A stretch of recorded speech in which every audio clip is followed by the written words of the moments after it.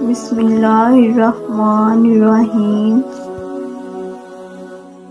محبت کے ایک ایسے لاجواب وظیفہ کی بات کرتے ہیں جو کہ انتہائی لاجواب ہے اور انتہائی مجرب ترین ہے، اور انشاءاللہ تعالی جو بھی محبت کے اس وظیفے کو اپنائے گا اس کو 100% اللہ رب الذوالجلال کے فضل و کرم سے فائدہ ہوگا، چاہے محبت میں اس کی ناراضگی ہے، چاہے اس کی کسی قسم کی کوئی پریشانی ہے، تو اللہ تعالیٰ اس کے محبوب کو اس کے تابع کر دے گا۔ ہماری دعا ہے کہ اللہ تعالیٰ آپ کو اس وظیفے کے کرنے سے کامیابی عطا فرمائے۔ وظیفہ انتہائی آسان، انتہائی مختصر ترین ہے، اور توجہ کے ساتھ اس وظیفے کو پڑھنا ہے تاکہ جب آپ عمل کریں تو کسی قسم کی غلطی کی گنجائش باقی نہ رہے۔ وظیفہ کسی بھی وقت کیا جا سکتا ہے، وقت کی کوئی پابندی نہیں ہے، اور دوسرا یہ کہ وظیفے کو آپ بغیر وضو کے بھی اور وضو کے ساتھ بھی کر سکتے ہیں۔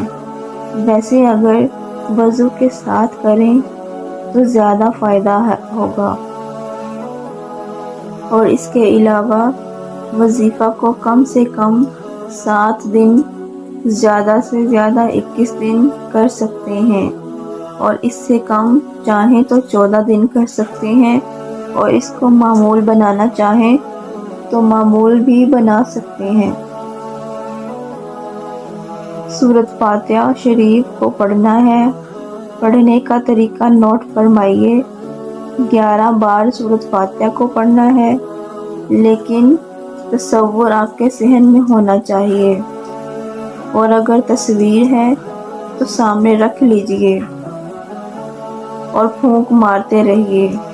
جب آپ سورۃ فاتحہ کو 5 بار پڑھ لیں، اس کے بعد اللہ کا نام یا رب کو 11 بار پڑھنا ہے۔